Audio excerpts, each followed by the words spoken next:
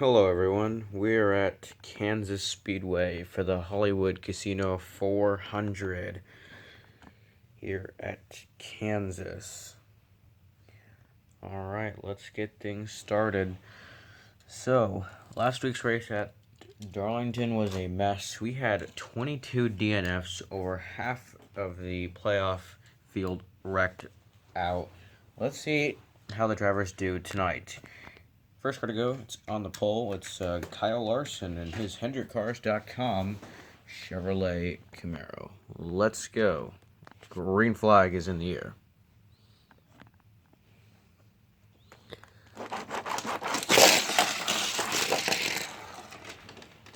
And a pretty decent lap for the 5 car. And here's the 16 of Justin Haley in the high-price Chevrolet Camaro. I do think it is interesting, though, that the 16 is in real-life NASCAR. Justin Haley's running a 31, which is a very interesting number. That number has been used in the Cup Series very often.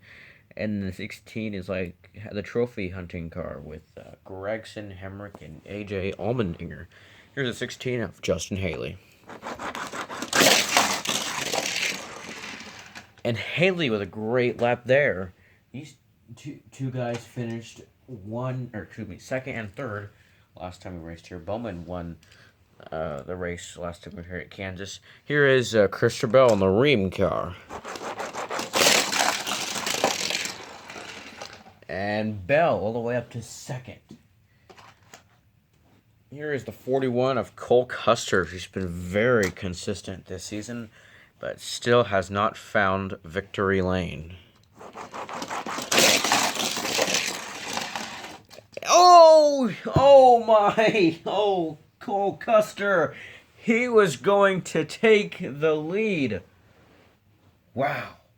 And Cole Custer right there was going to take the lead, but he crashes out here at Kansas. Basically, probably going to be in almost a must-win situation come next race. Here's the 23 car of Bubba Wallace in the Doordash Toyota Camry. And Wallace will get up to second. And Justin Haley, of course, who won 2 weeks ago at Daytona. It was a race that got him into the playoffs in his number 16 Chevrolet. Here's the 33 car of Ton in the Verizon 5G car. And Ton will get around the 16. Here's Busher in the 17 Fastenal Ford.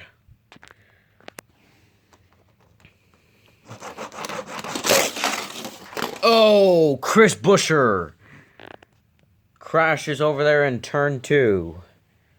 And that is our second DNF of the day. He is not a playoff driver. Neither of Roush cars are this season.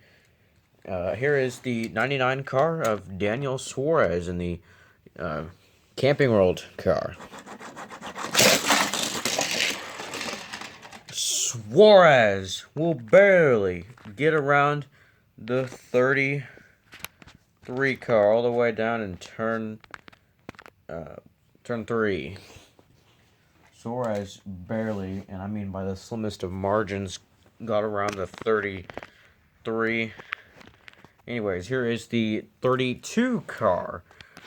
It was originally the 37, but the 37 currently being worked on as a custom. But yeah, like I said, usually the 37, but this week it's a 32. Let's see what the 32 car can do in this Scooby-Doo car. This car has ran at least twice this season. Oh, well, the 32 is going to take the lead away here at Kansas. Wow. Hell of a run by the 32 car. Here is the 24 of William Byron.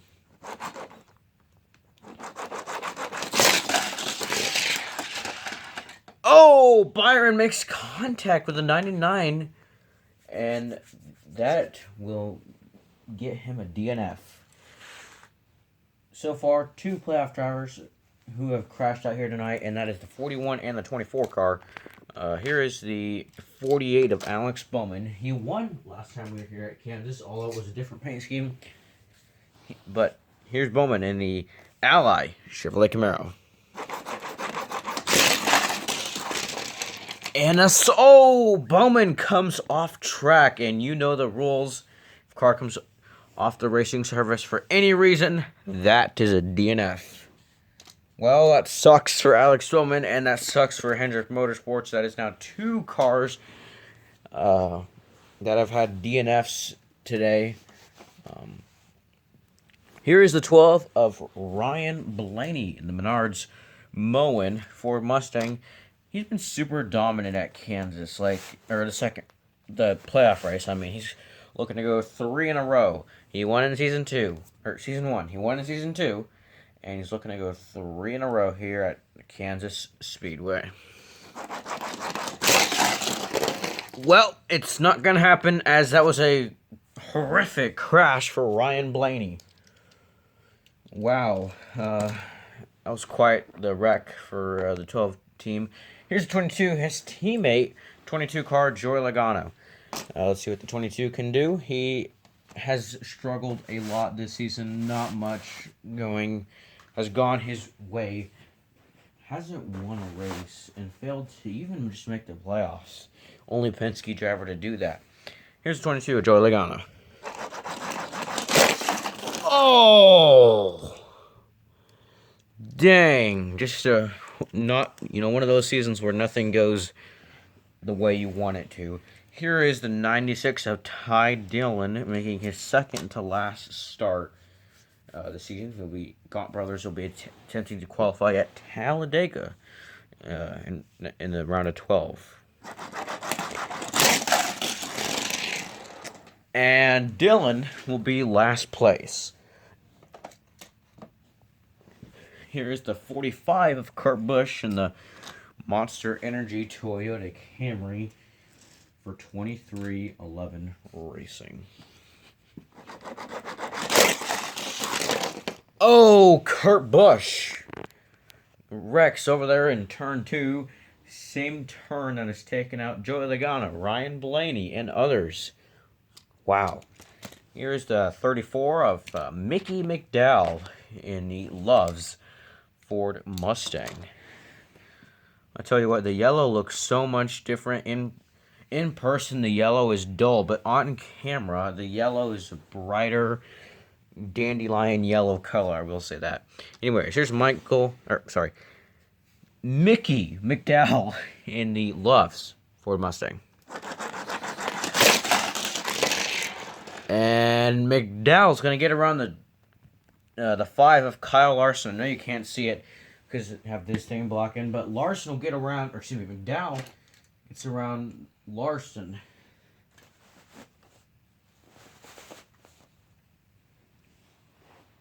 Here's the 6 car of Brad Keselowski in the Koch Industries Ford Mustang.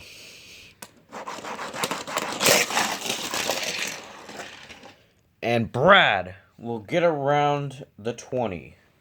And of course, Brad won the last race at Darlington. He won that in the Kohler Generators Ford Mustang. That was his first win of the season and his 7th of his career. He's actually the all-time winningest NACS driver. Here is the 8, Tyler Reddick. Holy cow, Reddick's gonna rocket all the way up to 4th. He's barely gonna get around the 23 car. Corey LaJoie, sorry. Brian in the 32 car, he has a huge advantage over the field. Brian, if you're watching, that's your car, by the way. Here's the 4, Kevin Harvick in the Hunt Brothers Ford.